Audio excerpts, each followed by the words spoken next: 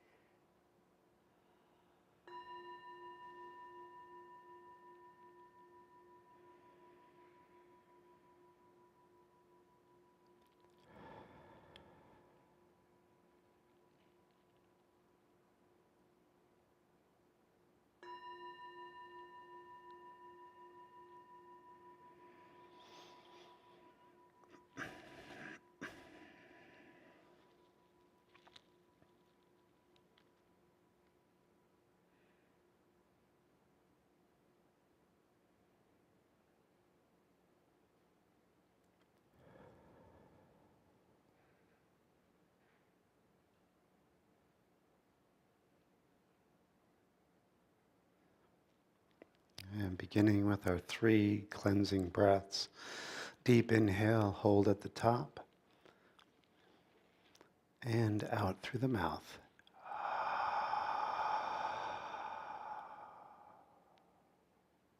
Again, slow, deep inhale. Hold, and let go.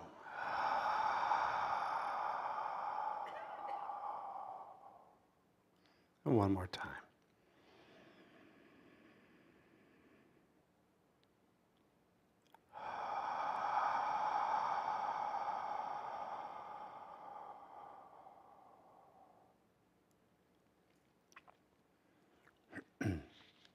Just visualize your mind like a clear mirror, free of dust,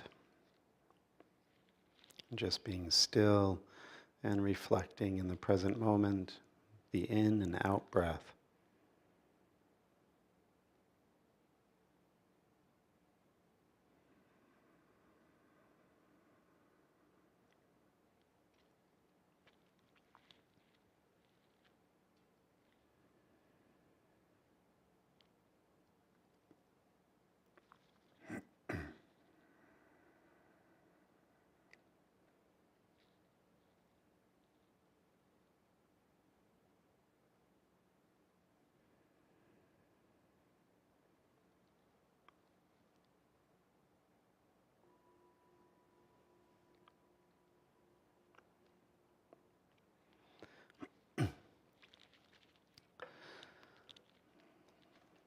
So we are going to have a conversation this evening.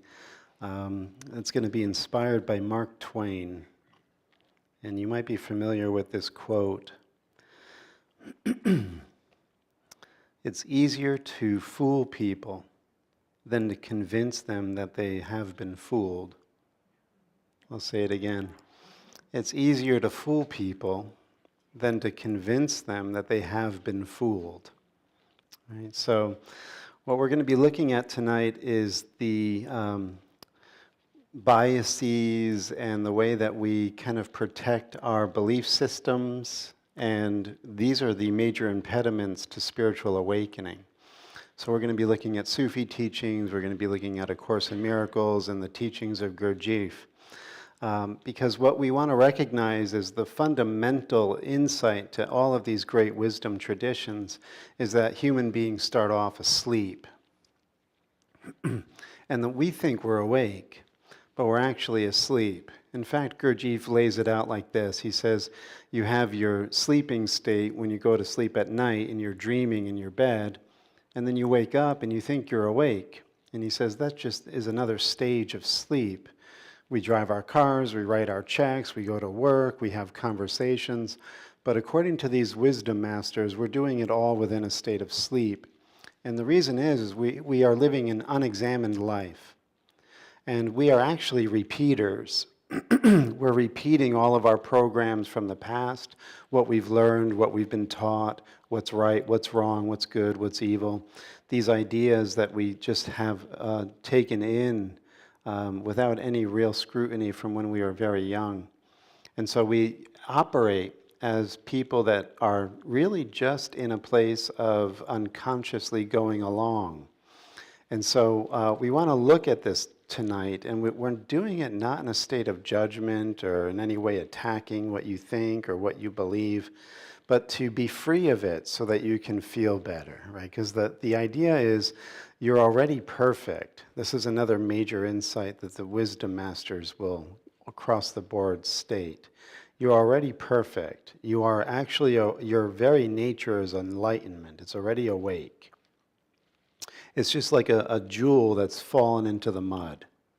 So your awakened nature is covered with mud. And it's just a matter of wiping off the mud. And then you'll realize the whole time you've been this eternal, divine, beautiful being that has really just been in a state of forgetfulness. And our forgetfulness shows up, again, in the way that we think, the way that we believe. And this is why these teachings oftentimes are going to confront us where we think we are in these belief systems. One of the things that we're going to be looking at tonight is Gurdjieff's teaching on, he calls them buffers.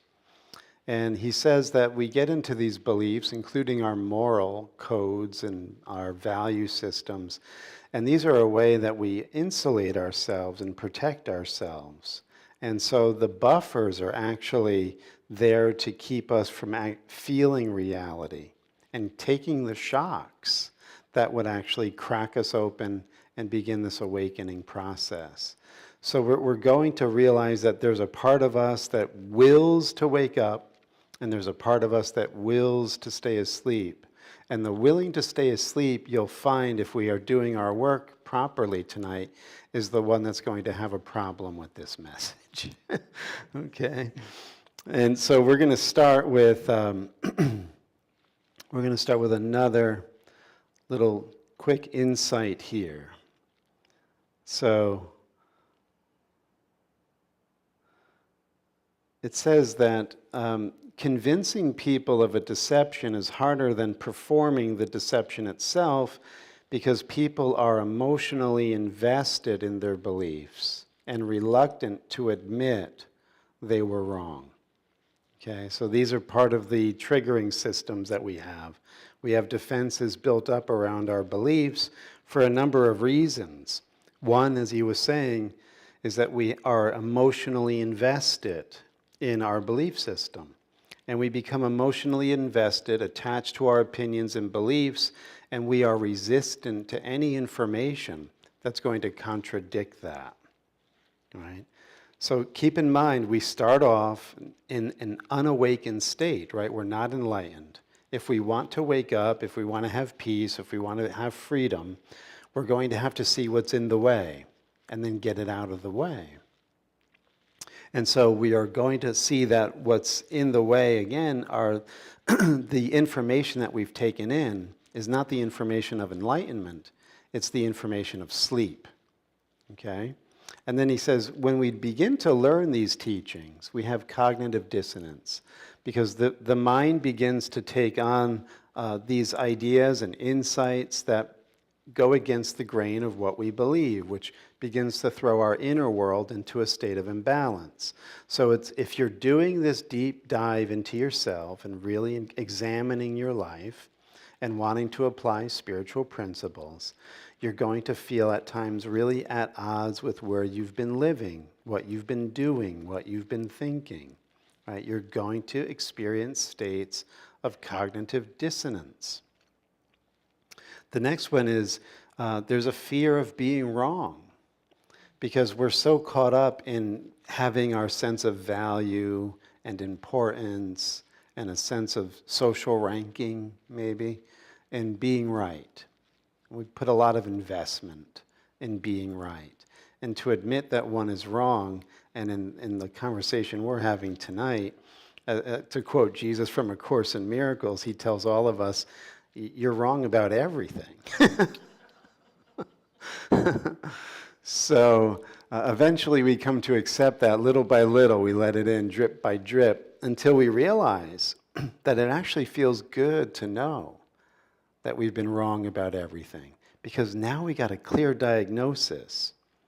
And now we can learn to let go of the things that have actually been holding us back, keeping us in a state of fear, anxiety, panic, future worry, distrust of others. Like all of this is drummed up from our internal state, what we believe. There's really nothing going on out there. Everything is being filtered through our belief system, and we interpret what we filter in. And so all of our upset, all of our problems are arising because of our emotional investments in what we believe.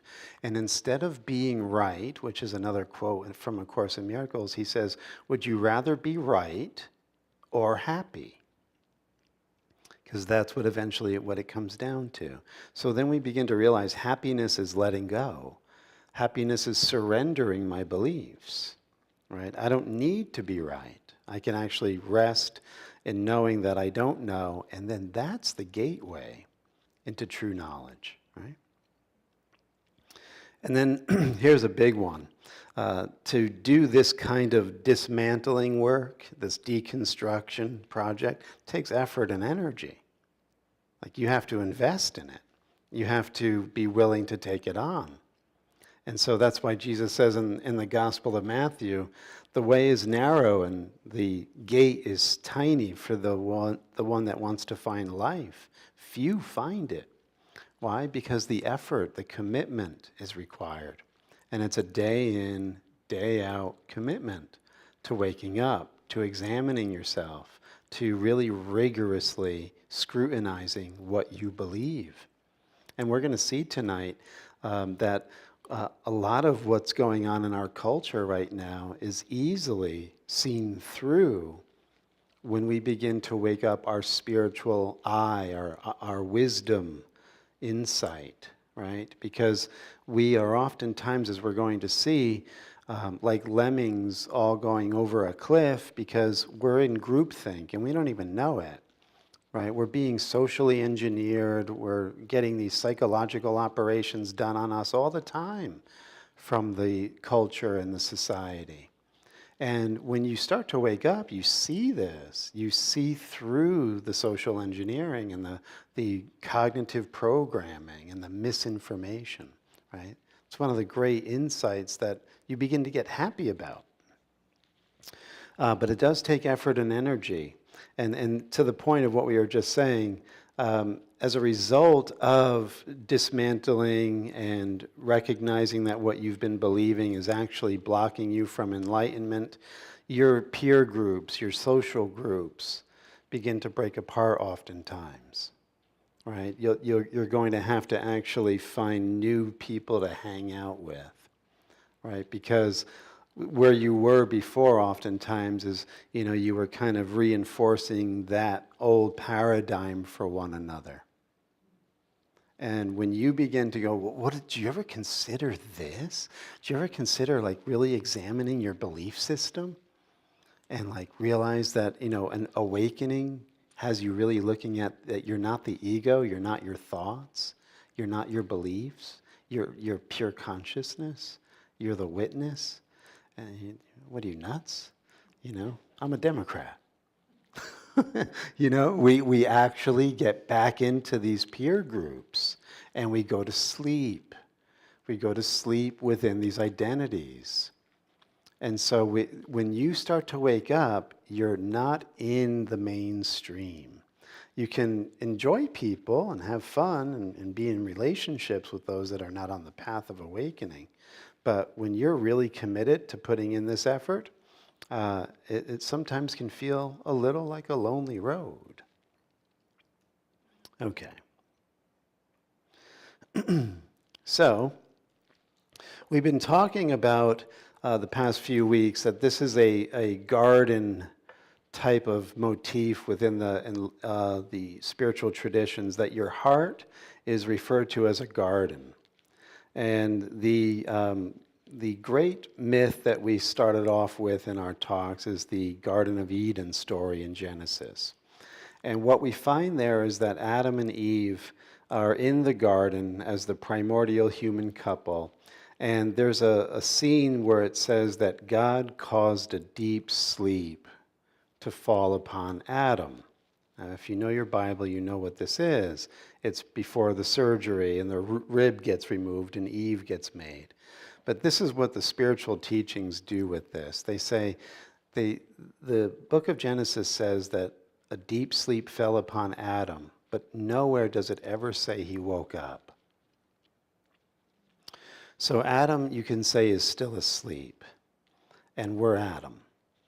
And this is kind of what Joel Goldsmith will get onto in his teachings, if you're familiar with Joel Goldsmith. He calls this whole universe an Adamic dream, that what you're experiencing through your five senses is very much like the dream we were just talking about. It's not an awakened experience, it's a dream. And so the way that the Bible's written is they have these links between the stories, and the different scenarios and motifs and things get put together. So where Jesus is at the end of his gospel story is he's in the Garden of Gethsemane. And this garden is actually, Gethsemane is called the oil press. This is where he's getting pressured. And he's taken his three main disciples with him. And what does he say to them? He says, watch and pray. Watch and pray. Don't fall asleep. Right? So you have Adam falling asleep in the garden. Now you have the second Adam trying to have us stay awake for this experience. The pressure is intense. Right? He's a part of ourself that really wants to wake up. And then he comes back after a short while, giving his will over to God's will, which is exactly the opposite of what Adam did in the garden. It wasn't your will be done, it was my will be done. I want that forbidden fruit. So I know your will is don't eat the fruit, but I want that. So that's my will over your will. Now this is the great reversal. Now it's not my will, it's your will. I'm not going to go to sleep, I'm going to wake up. So Jesus is giving over his will. He comes back, and what does he find? He finds his three partners asleep. And he says, you can't just stay with me and watch and pray for a little while.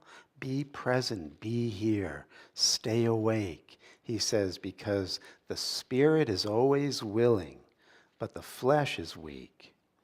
And so this flesh is this part of us that is identified with the dreaming character that wants to stay asleep and that has gone to sleep within these belief systems.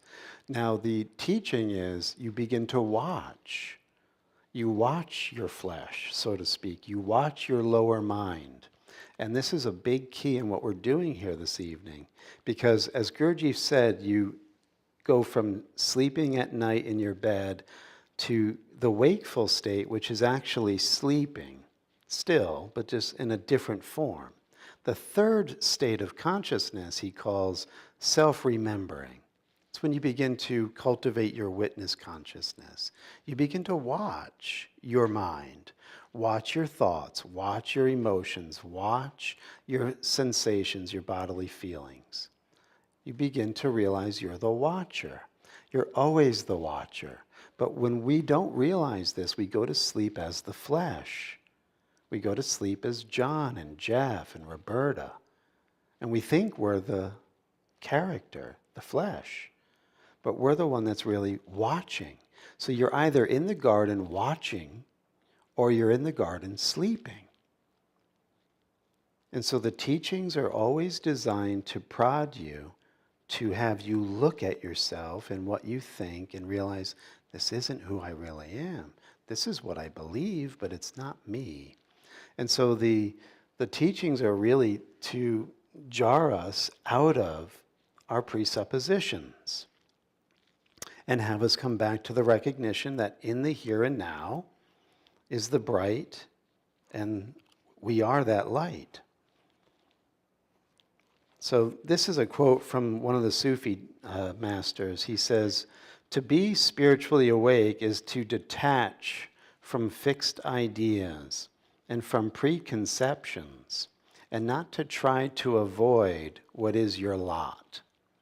Okay, so again, to detach from fixed ideas and from preconceptions, right? And not to try to avoid what is your lot.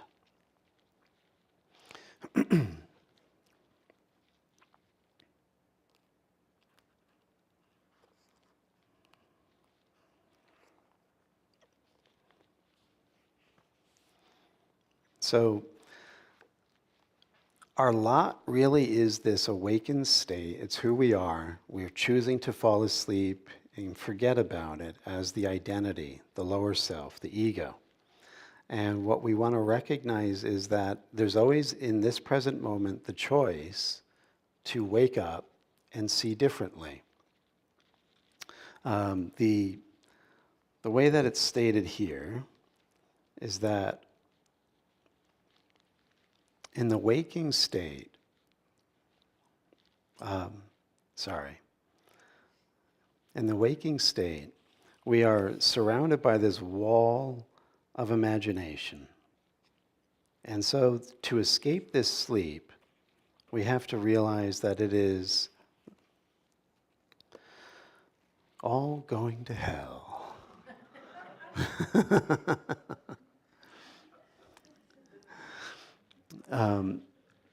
This is like the perfect example of not relying on anything outside yourself to bring about the communication. The realization that I'm basically getting at is that we have been in this divisive belief system, right? We judge each other according to appearances, according to, race, sexuality, religious association, political association, and we've become so dug in and embedded in these identities. And if you've really taken a pulse of our culture lately and the current events, there are concerted efforts to keep fueling the divisions. And if you don't see through that, you're going to be pulled into it. When you're spiritually awake, you start to laugh at the games that are being played. But if you're not awake, you'll get taken in by it. And so it's really, the onus is on us to begin to realize that it's not what people believe that makes them valuable or not, lovable or not. It's actually beyond their mind, it's beyond what they believe. They are the spark of divinity itself, regardless of their belief. And so somebody who really wants to wake up lets go of their preconceptions, lets go of their attachments to their worldview. They are no longer pigeonholed and corralled into thinking that they are a political association, a sexual orientation only, a gender, whatever. These are all limiting beliefs. You can express through these things, but you are not these things. That's why waking up to the spiritual witness, opening your spiritual eye, is so important in getting this clear for yourself, because you'll no longer fall into these social engineering programs. You'll be able to see love where there's an expression of hate. You'll look through the problem rather than react to it.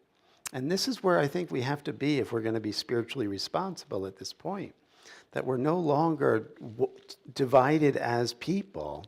There's one self having a dream that it is fragmented. This fragmentation seems to take on all these different forms and belief systems. It's crazy.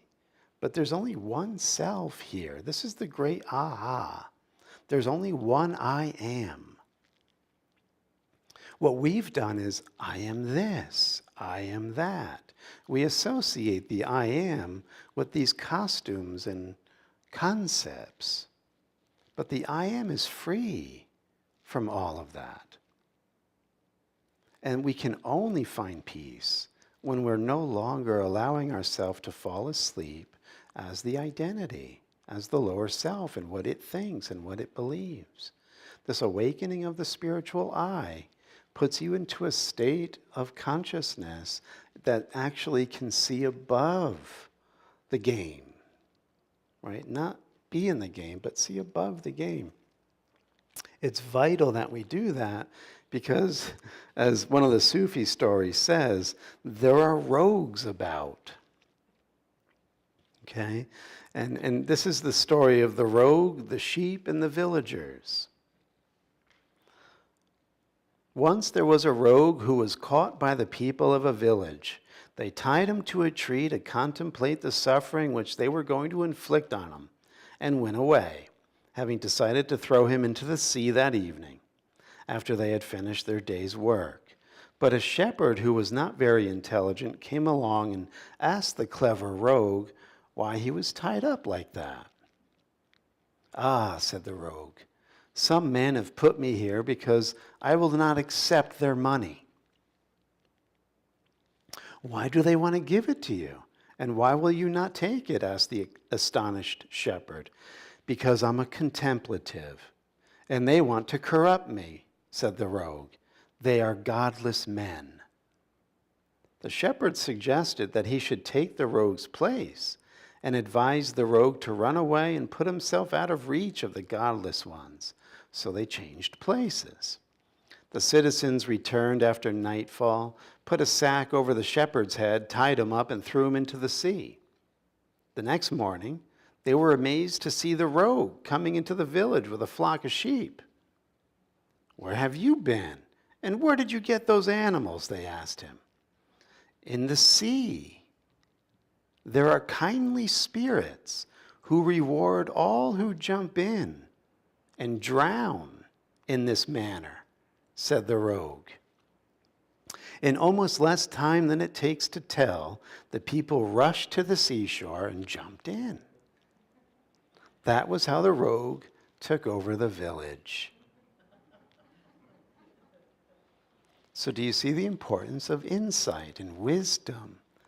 Being able to see through the games of rogues. Because that's what's going on, my friends. It's the one of, no, you could say it is the oldest profession. It's the oldest profession. Convincing people that they should be ruled over and that you're an honest John and you should give your trust over to the rogue. And what people are doing endlessly is giving away their power to those who don't deserve it. It's time that we realize what the Sufis are telling us in this story is that without this spiritual depth and ability to reflect on how things are really being played at the human level, you're going to be a dupe in someone else's game. You won't see through it. Right? It's much easier to fool someone than to convince them that they've been fooled. Right? Because remember, we take what has now been the con job as our belief system. And the biggest con job is that you're separate from your brothers. This is the biggest con job. That you're somehow not the one self. You're not the I am in its purity. Right? And so as a result of not being the one I am, you identify as a lower I am.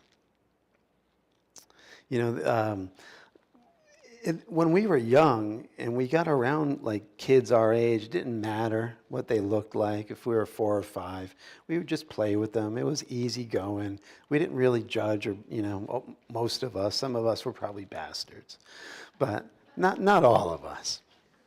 And we just didn't really take any into account anything that was about their appearances. It's just easy. And as we get older, we begin to shut down that openness and that acceptance and that willingness to connect and to join and to love with other people. And it's been said this way. He says, Saprem says this, it's been referred to as growing pains, right? When we start to mature and we grow up. He says, but it's more like choking pains. We begin to shut down shut down our love, our kindness, our ability to really meet people and join with them, to connect at a real heart level. He says these choking pains reach full maturity when you're completely suffocated, right? When you've completely shut yourself off from the possibility of ever joining with somebody else who doesn't think like you, who doesn't look like the way you think your friends should look. Right? This is what we do. We set up these imaginary walls. And it's like we've pigeonholed ourselves into this imaginarium, and there's really no light getting in and no love getting in. And so these teachings are about taking down those walls, removing those buffers. Okay? So let's look at this from Gurdjieff. So he says this to all of us. You often think in a very naive way. You already think you can do. To get rid of this conviction is more difficult than anything else for a person. You do not understand all the complexity of your mind and personality. He says, there stands behind you many years of a wrong and stupid life, of indulgence in every kind of weakness, of shutting your eyes to your own errors, of striving to avoid all unpleasant truths, of constant lying to yourselves, of self-justification, of blaming others, and so on and so on. All this cannot help but affect the way you feel. He says, and the way we feel in large part is because we have these psychological devices built within our belief systems that he calls buffers. And he says where he's getting this word buffer from is in, how the train cars come together. And when a train car meets the next train car, they have those hydraulic buffers so that when they hit, it's not a crash, it's an absorption. And those that are within the trains don't really feel the crash. And he's saying this is what we've done within our psychology. We have these opportunities to actually look at ourselves, but we're so clever at hiding behind these buffer beliefs that we don't really feel the impact of what could wake us up. We just immediately reprocess it and go to sleep again. And so he says, buffers are created slowly and gradually. Very many buffers are created artificially through education. Others are created under the hypnotic influence of all surrounding life. A man is surrounded by people who live, speak, think, and feel by means of buffers, imitating them in their opinions, actions, and words, and a person involuntarily creates similar buffers in himself. Buffers make a man's life more easy. It's very hard to live without buffers, but they keep a person from the possibility of inner development. Buffers are made to lessen shocks, and it is only shocks that can lead a man out of the state in which he lives, that is, waken him.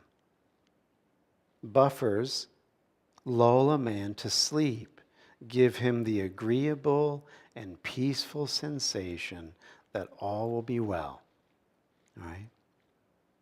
So if you came to this service for a spiritual buffer, I ain't going to give you one.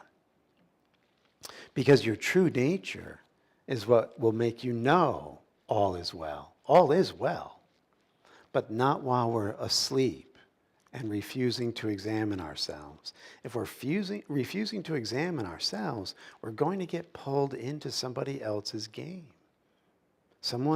A greater belief system, a religion, a political viewpoint, things that are going to hijack our autonomy and cloud us from knowing we're the one self.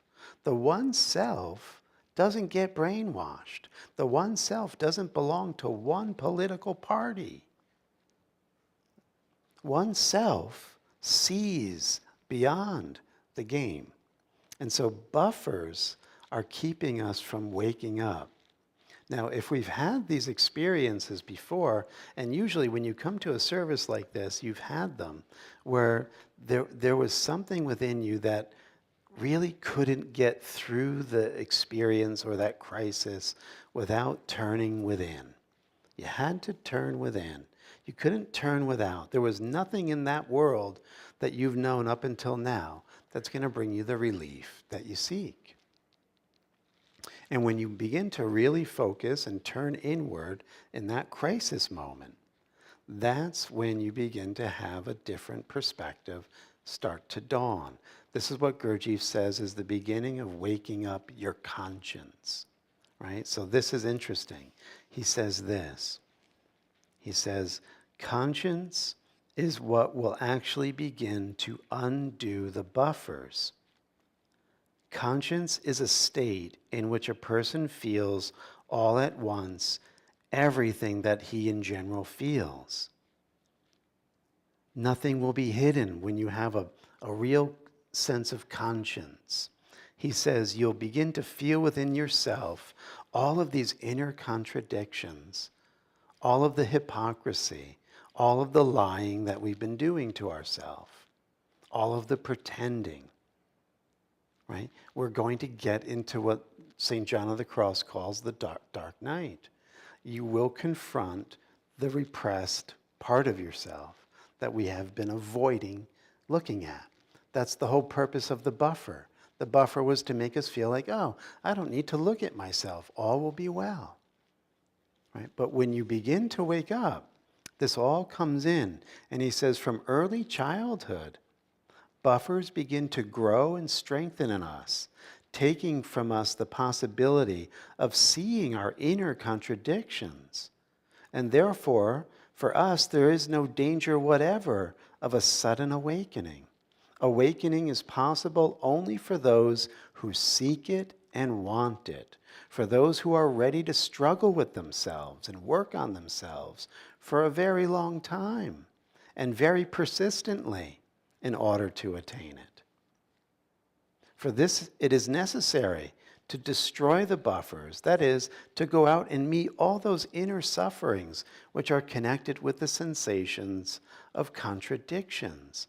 Moreover, the destruction of buffers in itself requires very long work, and a person must agree to this work without realizing that the result of his work will be every possible discomfort and suffering from the awakening of his conscience.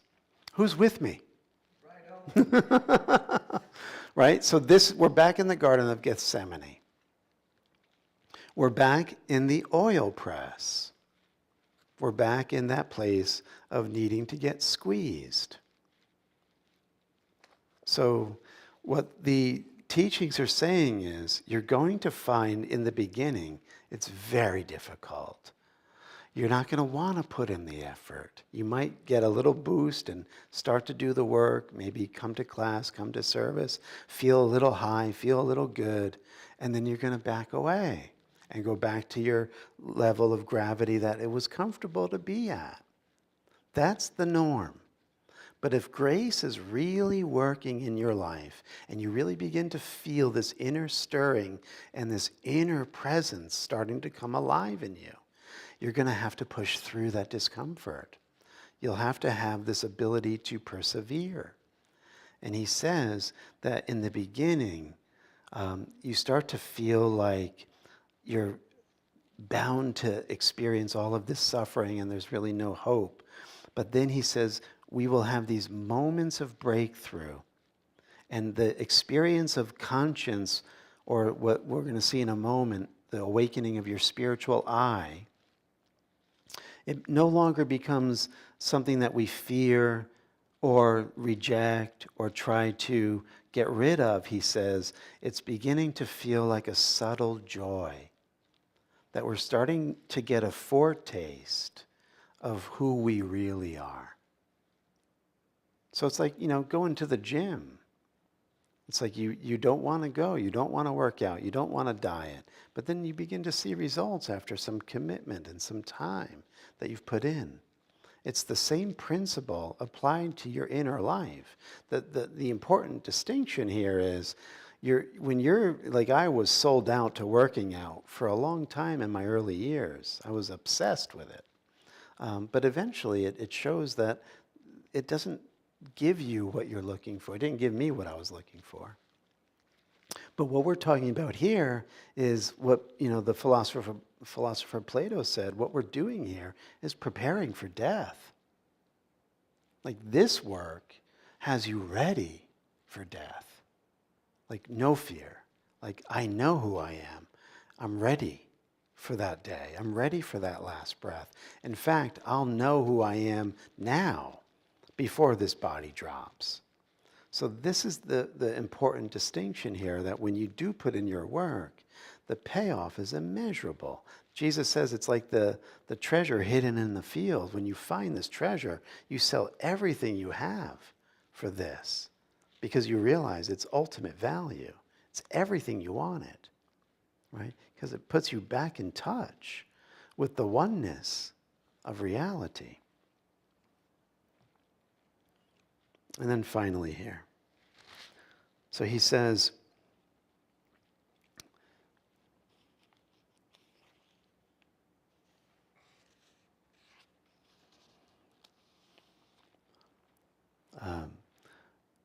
if these moments of conscious become longer, and if a man does not fear them, but on the contrary, operates with them and tries to keep and prolong them, an element of very subtle joy, a foretaste of the future clear consciousness will gradually enter into these moments.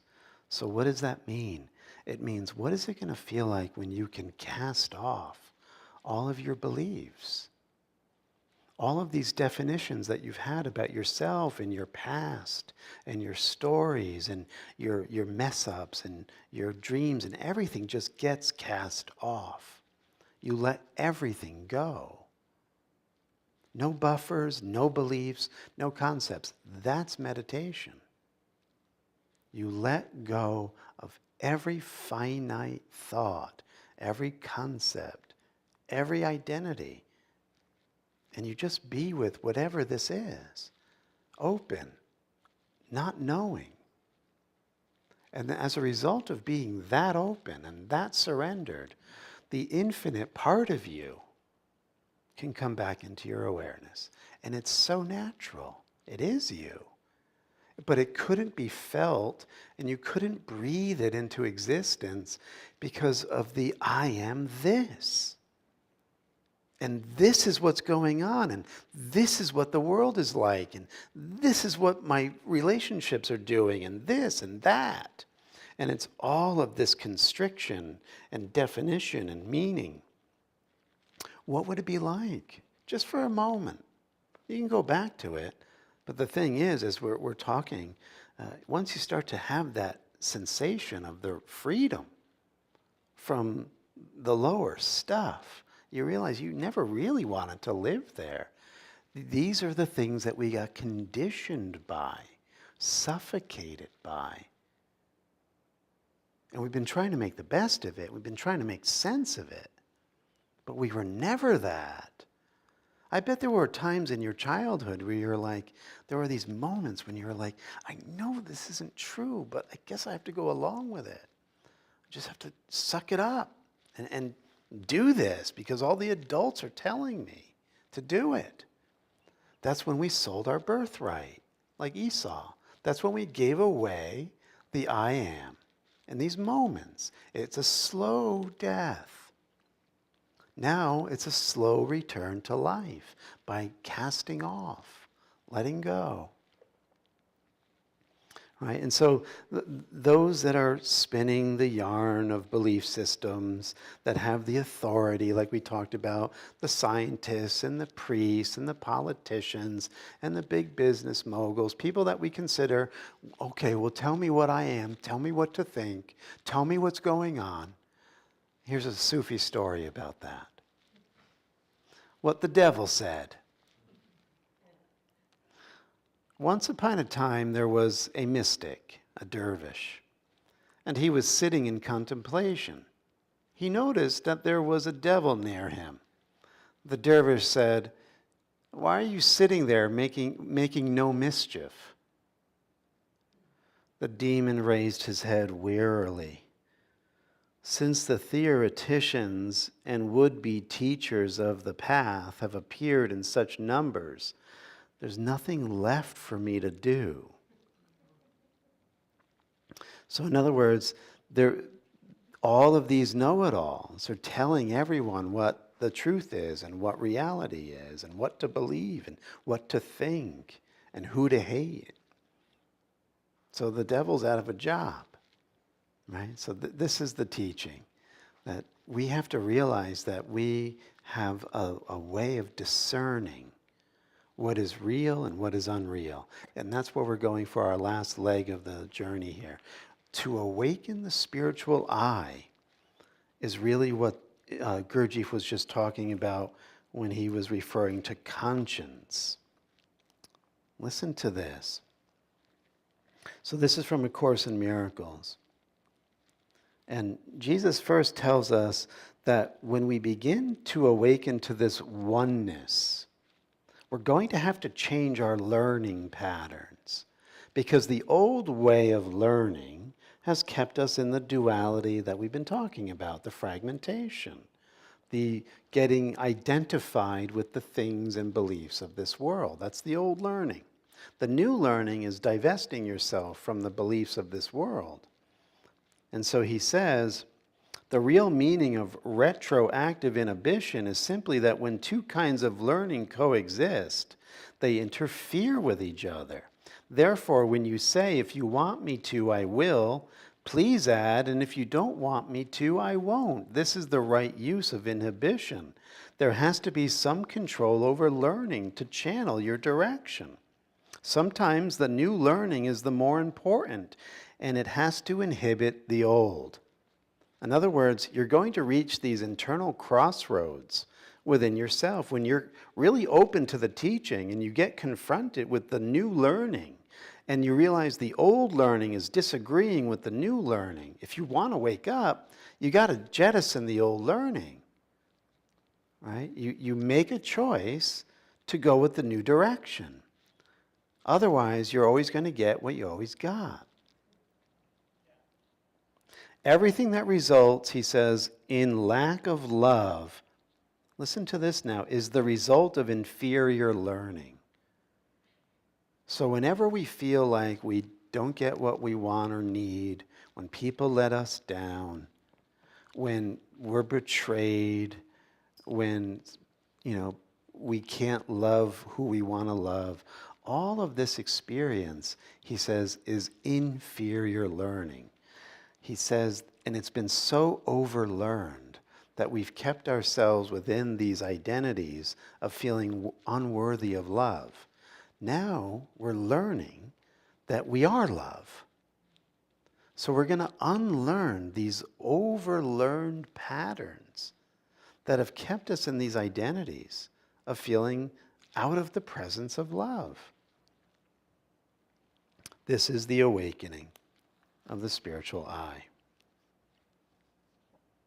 That's why he says here, corrective learning always begins with the awakening of the spiritual eye and a turning away from belief in physical sight, right? You don't walk by sight, you walk by faith, this inner knowing. So he says the awakening of the spiritual eye is the beginning of correcting your belief system. When you begin to know you're the witness, you have the ability to look and see what is of God and what is of the lower mind. He says the reason this entails fear is because you are afraid of what your spiritual eye will see, which was why you closed it in the first place. We said that the spiritual eye cannot see error and is capable only of looking beyond it to accept the light that you are. There is no doubt that the spiritual eye does produce extreme discomfort by what it sees at your current state. It's like what Gurdjieff was saying. When you begin to awaken your conscience, you're going to realize all of the contradictions that you've been living as, all of the limitations and the beliefs and the blame that are in your unconscious mind. It all has to come up. But when it comes up, your spiritual eye just says, that's not you, that's not you, that's not you. You let it go. It hurts when it's coming up. It's scary when it's coming up. But when you realize that you're, as the spiritual witness, immovable, this is the importance of meditation. You let it come up and you let it go. You don't tell a story about it. You don't judge yourself about it. You don't make excuses for it. You simply say, it's not me, it's not God. This isn't real. You let it go. You don't entertain it. And as a result of letting it go, he says, you begin to realize that the light has never left you, that you are the light. And so he says the discomfort will only last for a brief time. He says the thing that you forget is that the discomfort is not the final outcome. When the spiritual eye is permitted to look upon your defiled mind, it also looks immediately to the power and presence of God within you.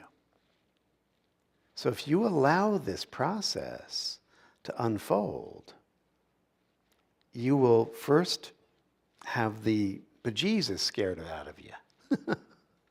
And then you'll realize that Jesus is within you. Right? So it comes to this experience. When are you ready to leave hell? When are you ready to realize all power of heaven and earth has already been given you? You're the one. You're the self, right? This is the truth. If you don't hear anything else this evening, this is the truth. You're the one, and so is every living thing, including your enemies, including the ones that don't think like you and believe like you and dress like you and have the same color hair as you. They're also the one in a state of forgetfulness. So we must do this inner confrontation. And then we have the light. And then we realize we can overlook all of the bullshit because it really doesn't matter. But before we have awakened the light in us, we're pissed off at the bullshit. We get sucked in and we fight it. We need to do something about it. We hate it, and we hate the ones who are causing it oftentimes. But this is all part of the delay tactic of just refusing to look. All right?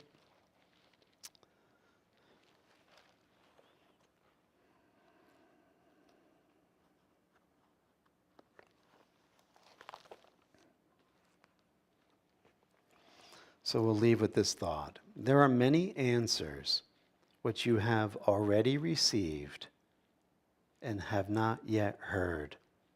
I assure you, this is Jesus saying it in the Course, I assure you that they are waiting for you. And it is indeed true that no effort is wasted.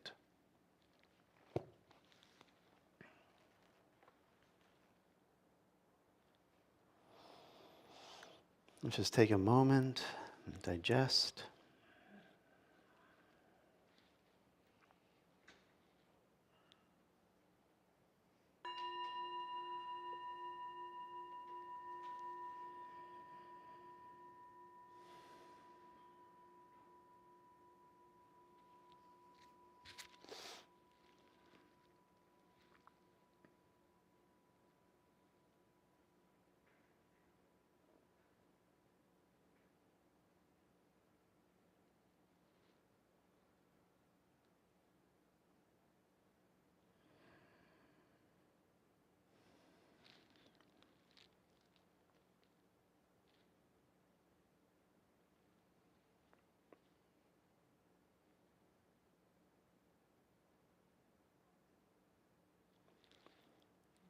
As you bring your hands to heart, palm to palm,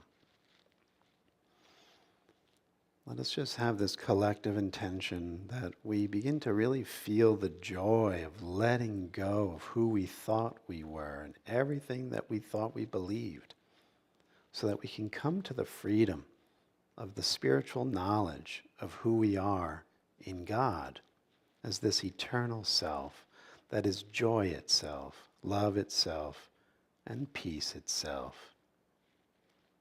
Om. Shanti, Shanti, Shanti.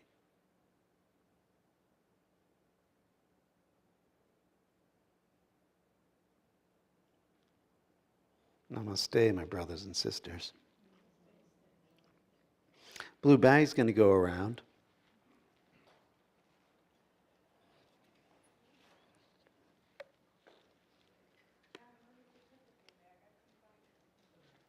It's on the table in the back.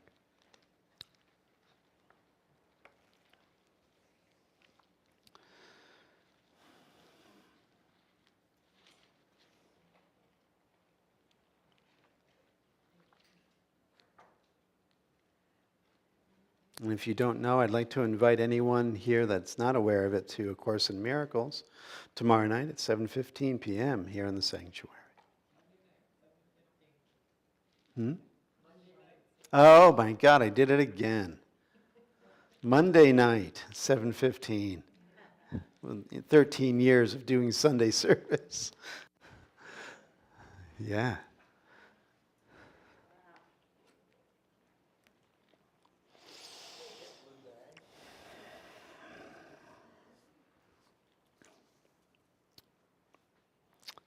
And we bless the offering. May it be a light for those who need it. So it is. Amen. All right, let's rise and seal the deal.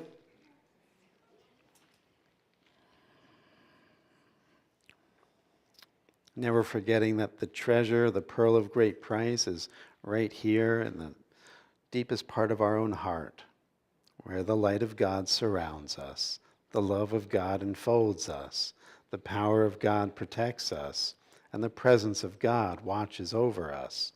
Wherever we are, God is. Amen. Have a beautiful night, everybody. Thank you so much. Thank you.